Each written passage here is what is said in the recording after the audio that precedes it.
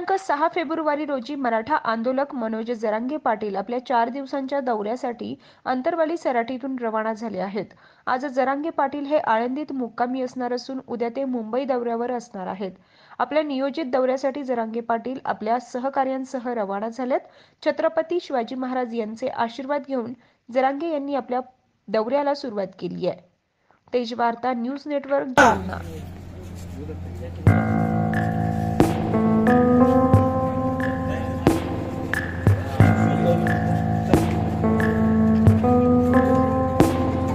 ऐका